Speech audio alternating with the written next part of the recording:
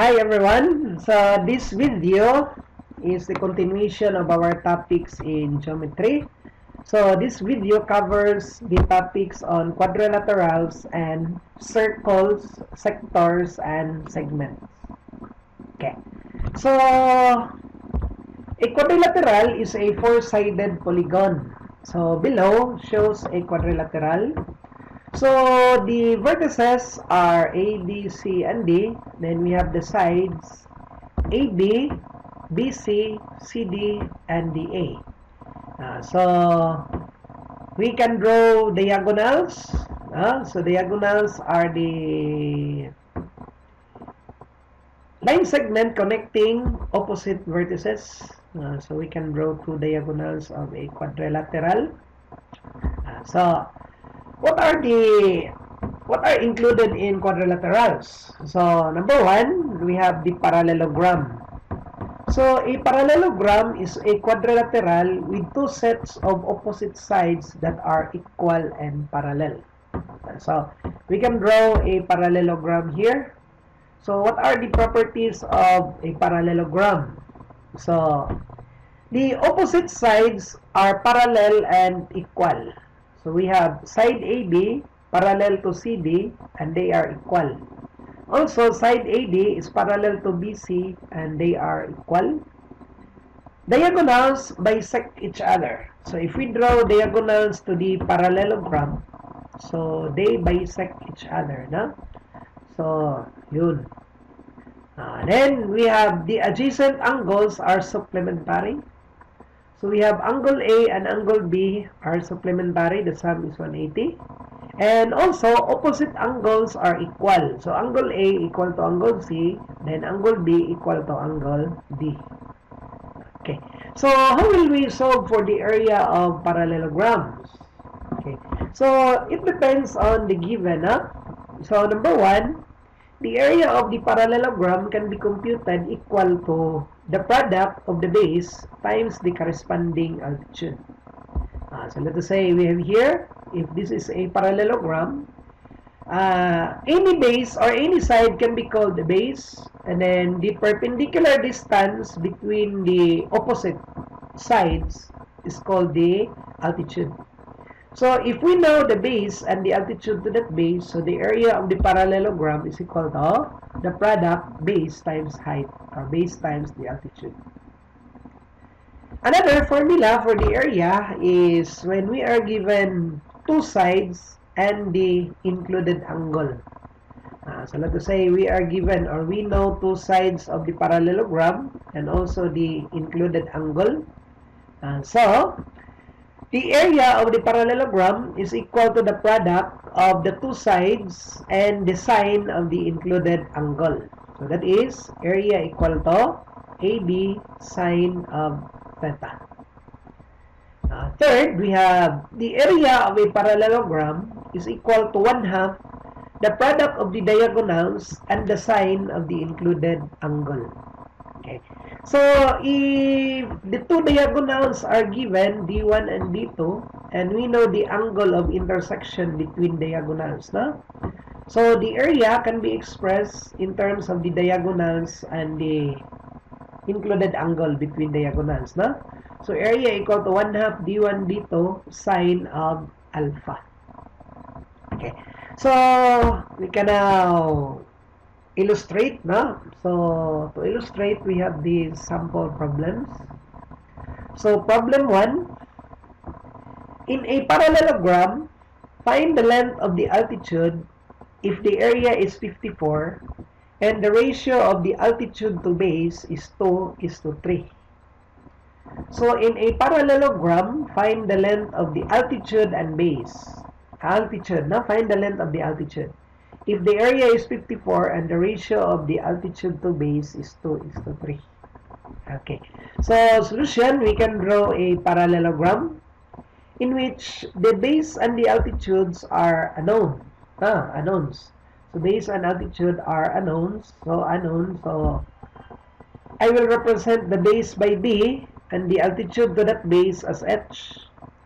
But they are in the ratio, no, altitude to base, so H is to B equal to 2:3. So we have that relation. So I can have 2/3 equal to h over b. So I can express b in terms of h. So b is equal to 2/3 or 3/2 of h.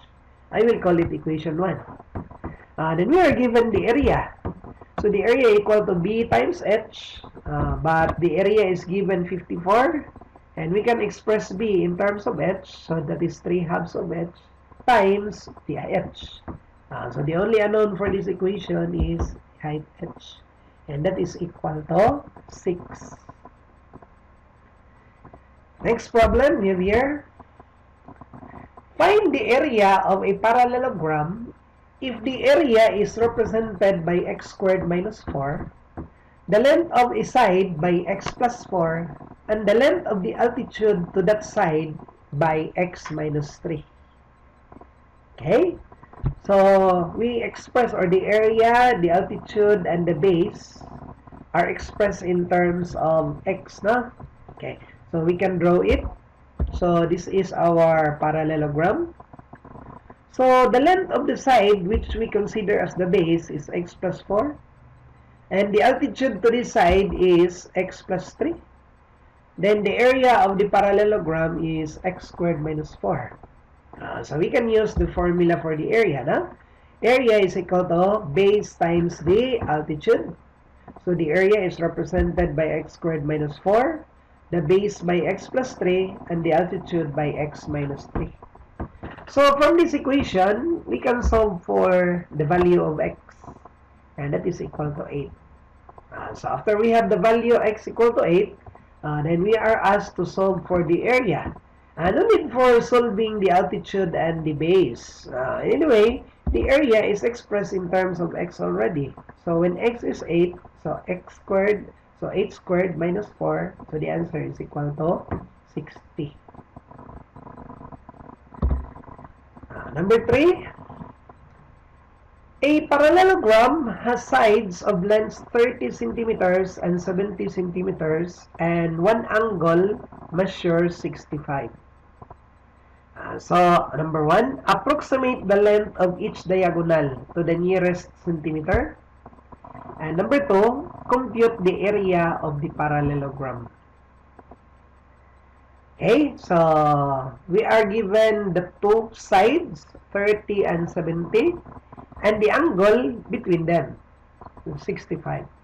So, find the diagonals for number 1, and number 2, compute the area of the parallelogram. Okay, so you have there the sides 30 and then 70, and the angle included between them is 65. So, I can call this length of the diagonal d1. So, d1 can be solved by using cosine law. So, we have here d1 square equal to 30 square plus 70 square minus 2 times 30 times 70 cosine of 65. And d1 is equal to 63. I can solve also d2. Now, take note, this is also 30 here, no? So, this is 30, this is 70. And since the two angles, the two adjacent angles are supplementary, so meaning if this is 65, this is 115. So, I can apply again cosine law in order to solve for the second diagonal d2. So, d2 square equal to 30 square plus 70 square minus twice their product times the cosine of the included angle. And d2 is equal to 87. And number 2, compute for the area of the parallelogram. So, two sides and included angle known. So, we have that in our list of formula.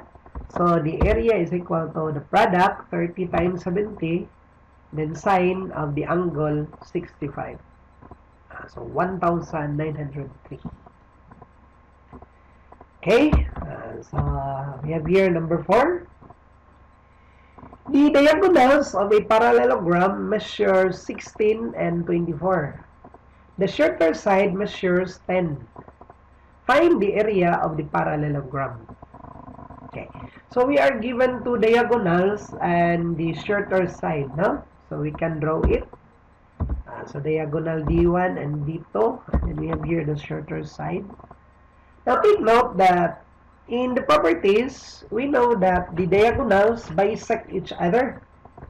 So for the 16 centimeter diagonal, so this is 8, and for the 24, this is 12, this is 12. So notice that we can solve for the angle between the diagonals, no? By using this triangle. So by cosine law, using this triangle, 10 squared equal to 8 squared plus 12 squared minus 2 times 18 times 12 cosine of alpha. And alpha is equal to 55.77 degrees. So, to find the area of the parallelogram, so we are given two diagonals and the angle between diagonals. So we have that in our list of formula for the area. No? So area equal to 1/2 d1 d2 sine of alpha. So substituting values, so we have 158.74. Okay, so that is about parallelogram. So next we have the rhombus. So rhombus is also a parallelogram with 4 equal sides. So meaning since this is also a parallelogram, only that all the sides are equal. So this will follow also the property of the parallelogram with some additional properties, and then it will follow also the same formula for the computation of the area. Okay. So rhombus, so the 4 sides are equal, so properties, 4 sides are equal and opposite sides are parallel. So same as parallelogram, no? Then diagonals bisect and perpendicular to each other. Okay, so this is now the additional, no? So in parallelogram, the diagonals only bisect each other. But here in rhombus, not only that they bisect each other, but they are also perpendicular to each other. Then same, adjacent angles are supplementary, opposite angles are equal. So how about for the computation of the area? So same formula, only we will change notation. Yeah. So the area of the rhombus is equal to the product of the side and the altitude to that side. So if we call the side which we consider as base as A, and then we have the altitude to that side, so area is equal to A times H. Okay, same as B times H in parallelogram. If the rhombus or the area of the rhombus is equal to the product of the two sides and the sine of the included angle, same pa rin, ha? But since we have two equal sides, then our equation becomes a squared sine of theta. So this is AB sine theta in the parallelogram. But here, this becomes a squared sine of theta. Okay. Third, we have the area of a rhombus is equal to 1/2 the product of the diagonals. So we have that here. So if we have diagonals D1 and D2, so we know that they bisect each other. So if we recall the formula for the parallelogram, so that is 1/2 D1 D2 sine of the included angle. But since the included angle here is 90, the sine of 90 is 1.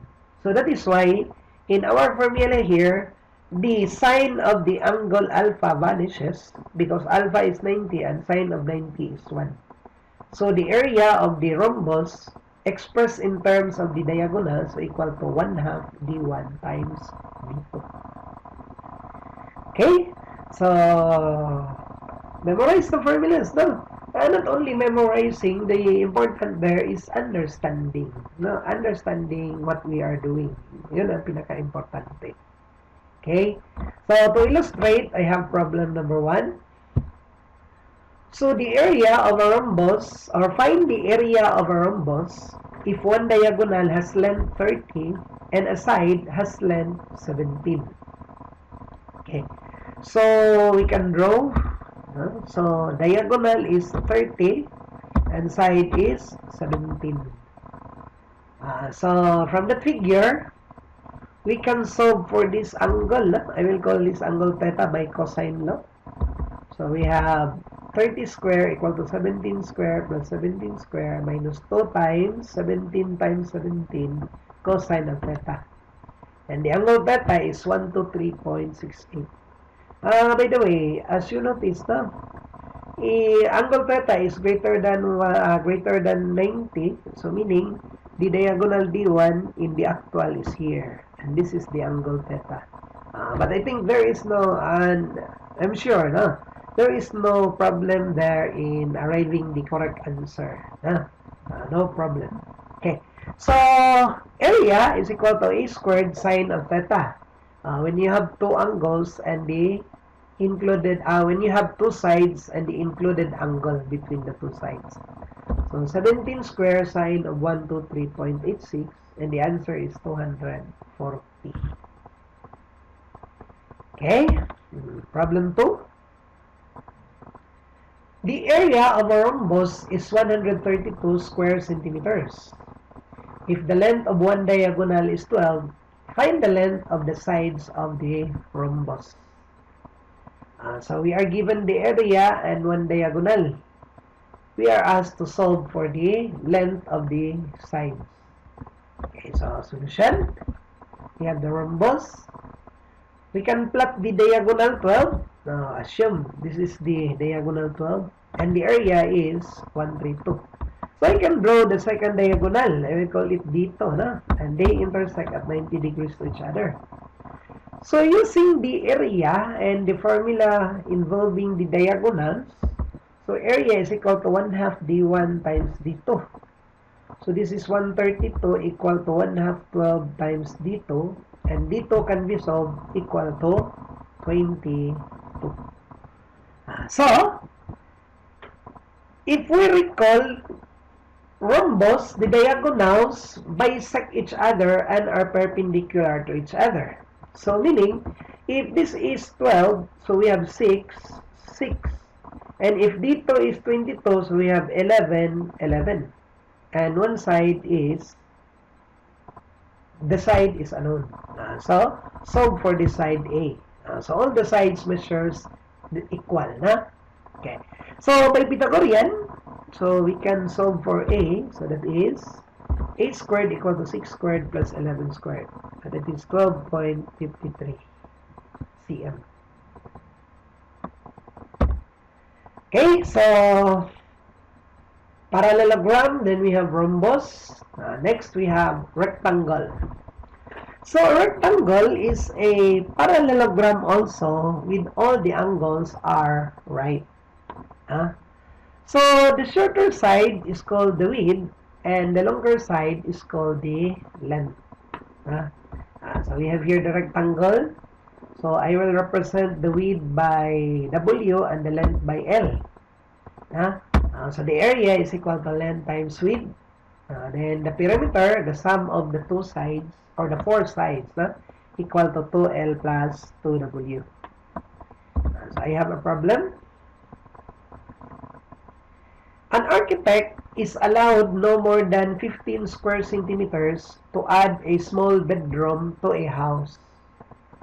Because of the room's dimension or room's design in relationship to the existing structure, the width of its rectangular floor must be 7 meters less than 2 times the length.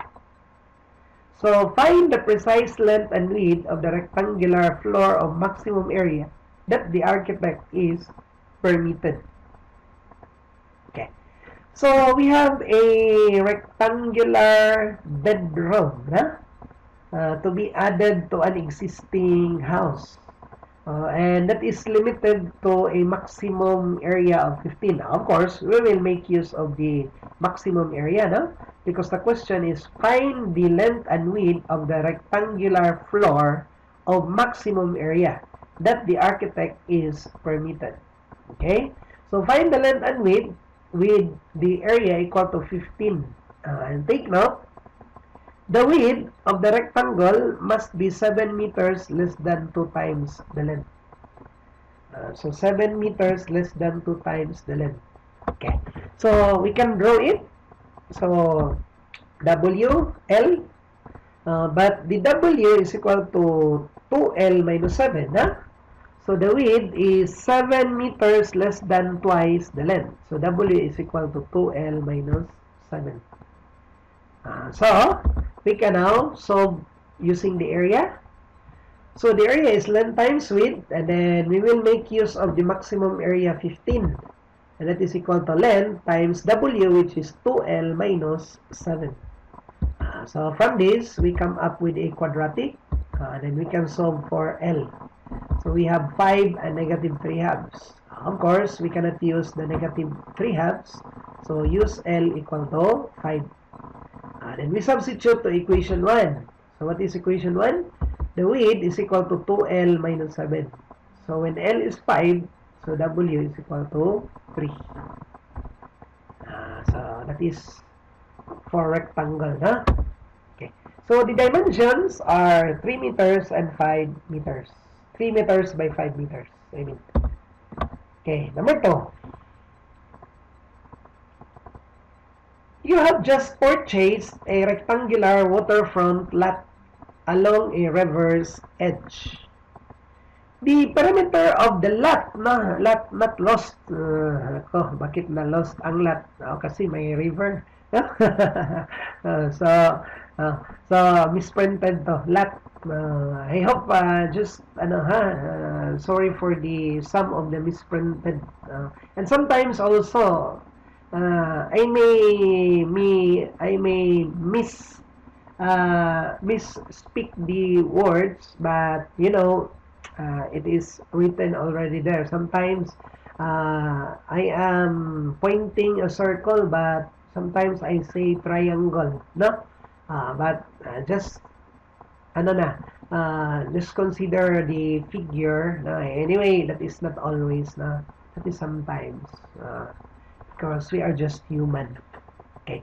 So, the perimeter of the lot is 1,000 feet. Perimeter is the sum of the 4 sides. To create a sense of privacy, you decided to fence along the 3 sides, excluding the sides that face the river. An inexpensive fencing along the lot's front cost 10 pesos per foot. And an inexpensive fencing along the 2 sides cost 10 pesos per foot. Same lang, no? Same lang pala, front and sides. Okay. So, the cost of fencing the 3 sides comes to 7,000 pesos. What are the lots dimension? So, what are the lots dimension? Okay.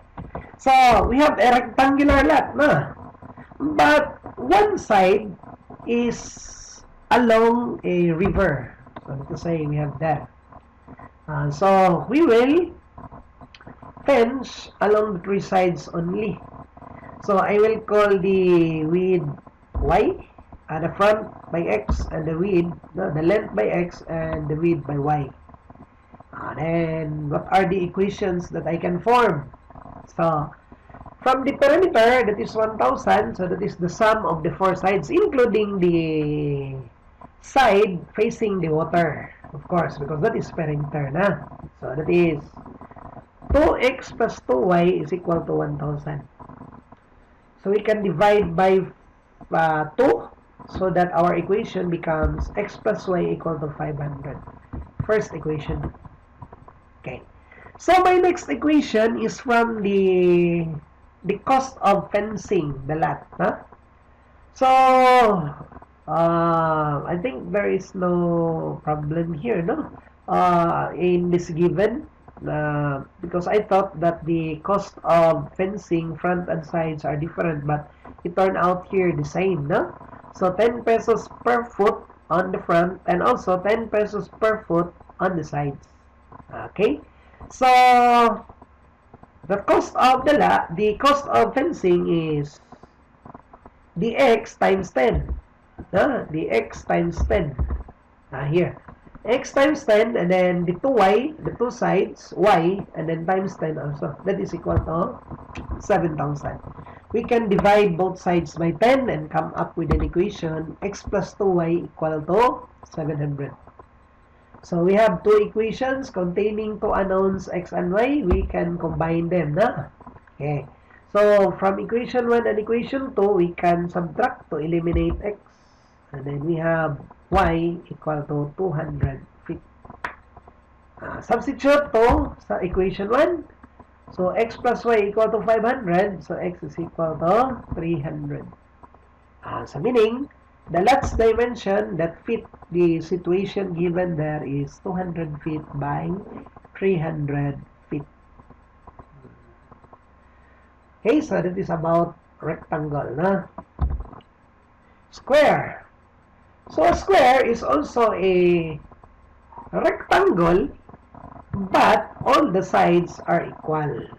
So of course, if we have a rectangle with 4 sides, no, of course, so A yung all the sides, so the area is A squared, and the perimeter is 4A.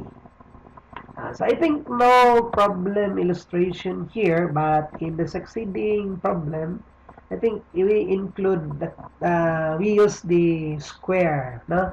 Square geometric figure. Okay, trapezoid. So a trapezoid is a quadrilateral with one set of opposite sides that are parallel. So one set lang ng opposite sides that are parallel. So the parallel sides are A and B, which are called the bases. And the perpendicular distance between the bases is the altitude of the trapezoid. Okay, so I can draw a representative figure of a trapezoid. So I can have the parallel sides as the bases. I will call it A and B. Yeah? So for the properties, so I have here A and B. Yeah? So one set of opposite sides are parallel. So A and B. Adjacent angles are also supplementary. Then the median is parallel to the bases, and its length is equal to 1/2 of the sum of the bases. Okay.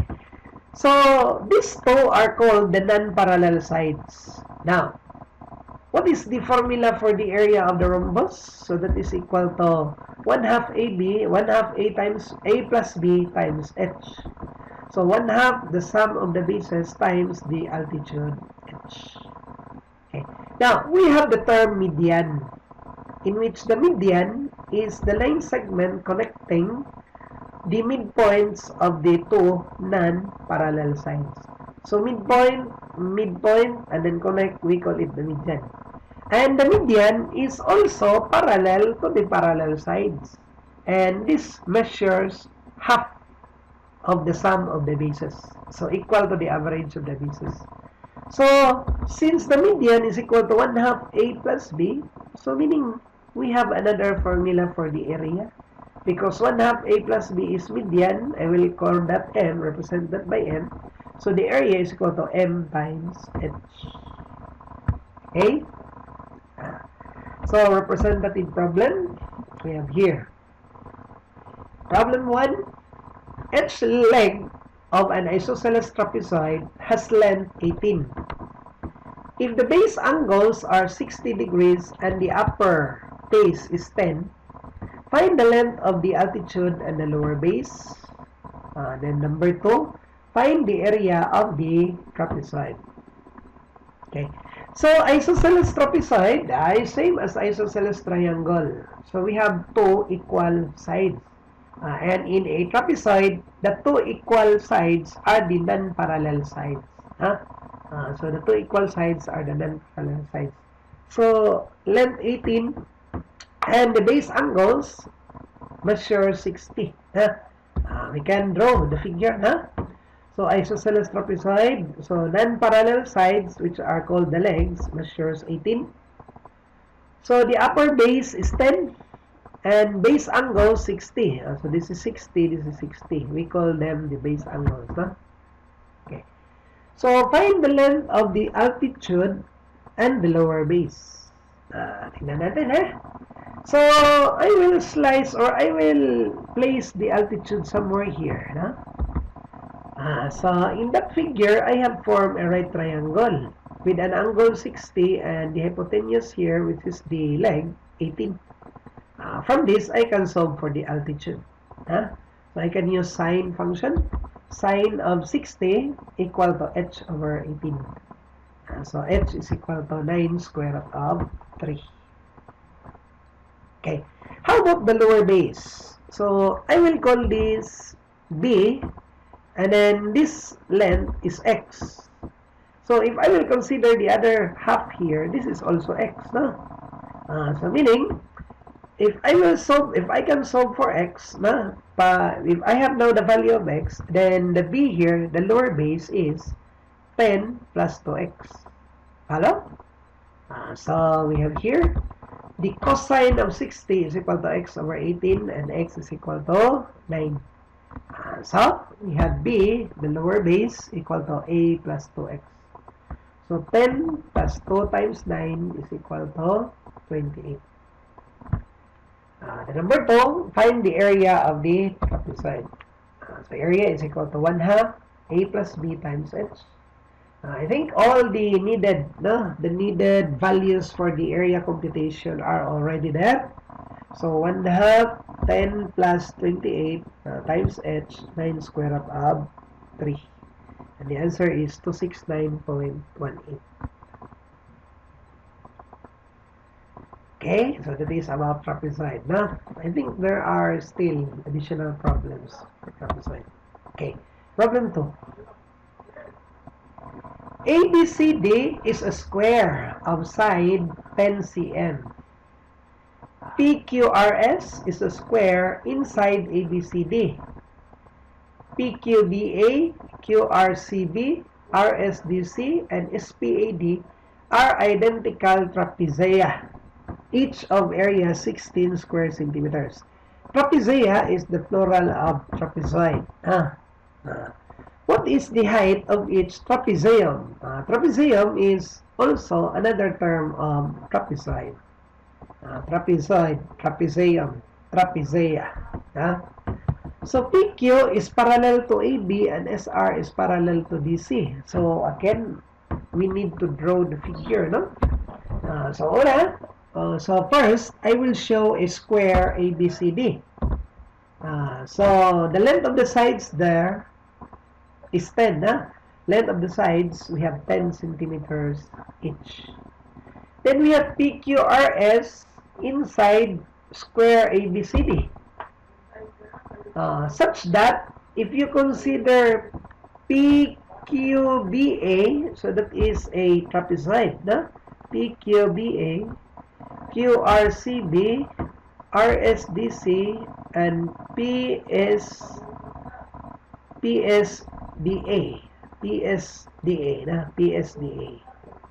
Okay. So, yan. So the area of each trapezoid is 16. So what is the height of each trapezoid?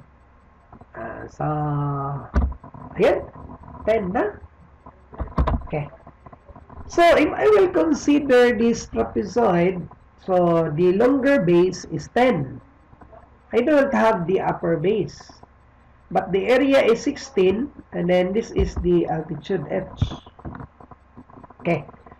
So, considering the whole figure, notice that the area of the big square ABCD is equal to the area of the small square PQRS plus 4 times the area of the trapezoid. Follow? Hey, follow, So, area of the big square is equal to area of the small square plus 4 times the area of the trapezoid. So, I can write it. So, I will call the length of the side of the square PQRS as A. So, we have now area ABCD equal to area PQRS plus 4 times the area of the trapezoid. So, I have here 10 squared equal to A squared plus 4 times 16. And A is equal to 6. So, after that, I can consider the trapezoid. So, considering the trapezoid, the longer base is 10, the upper, shorter base is 6, and the area is equal to 16. So, the only unknown there is the height. So, I will solve now. So area is 16 equal to 1/2 6 plus 10 times h. And h there is equal to 2. Okay?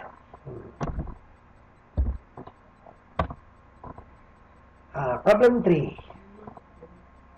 A lot has a frontage of 120 meters along a road. Okay? So again, worded problem, hindi madali ito, no? We need to read and then understand. We need to read and then understand. Not difficult. Problem solving is not difficult, only that it takes time in order to construct the correct figure and then to analyze what is your approach in solving the problem. Okay. So, a lot has a frontage of 120 meters along a road. So, there is a road, and then a straight road. Huh? Then, along the road, one side of the lot is there, 120 meters long. The other sides, which are both, the other sides, meaning two other sides, no? The other sides, which are both perpendicular to the road, are 90 and 60 meters respectively. Then we have the fourth side. So this is the first side along the road. The other two sides perpendicular to the road, 90 and 60. And the last side that mentioned is, of course, it may be parallel or with the same direction as in the road. Okay. So, if it is desired to subdivide the lot, I think we have to draw first our figure for the first statement. No? Okay. So, yan. So, along the road is 120, then the two parallel sides perpendicular to the road, we have 60 and 90. Just place equals, no? B1 is equal to 60. Then this is now the fourth side. Okay. So, question or another statement, if it is desired to subdivide the lot into parts by another perpendicular line to the road, such that the area of the lot that adjoins the 90-meter side is equal to 1/3 of the whole area. What's the meaning of that? Okay. So, bali, this is the condition stated. When you subdivide the lot into two parts, you need to construct a dividing line. I will call that X now. And what happens? The lot now is subdivided into two such that the area with the 90-meter side is 1/3 to the total area of the whole lot. Okay? So again, the area that adjoins the 90-meter side is 1/3 of the total area, whole area of the trapezoidal lot. Question, determine the length of the dividing line. Okay. So, if you solve it, maybe you will apply trigonometry, solve for the perpendicular distance and so on, and then compute for x, no? So applying the Pythagorean theorem, then so on, no? But here in my solution, I will present a shortcut because anyway, that is what we after, no? We can answer the question as fast as possible, no? So because we are given limited time in the exam. Okay. So there is a formula here that x is equal to square root of nb1 square plus nb2 square over m plus n. Okay. What's the meaning? So b1 and b2 are the two parallel sides, the bases, no? 60 and 90. So I will call 60 b1 and the 90 b2. Okay. What are the values, or where will we get the values of n and m? Okay. So the n and m is the ratio to which, or the proportion to which the lot has been divided by the dividing line. Okay. So I will call this n1 the part containing 90 b2 and m2 containing the part b1. Okay. So since this area that adjoins the 90-meter side is 1/3 of the total area, so meaning, if this area is 1 part, this is 2 parts. No? Because if we have 1 part and this is 2 parts, so meaning this is 1/3 of the whole. And this is 2/3 of the whole area. So that is why I placed here n equal to 1 and m equal to 2. So meaning, in proportion, considering the whole area, this is only 1/3 and this is 2/3. So as if we divide the whole area by 3. And this is 1 part and this is 2 parts. So, by using the formula, direct substitution, we can now solve for x. So that is equal to 81.24.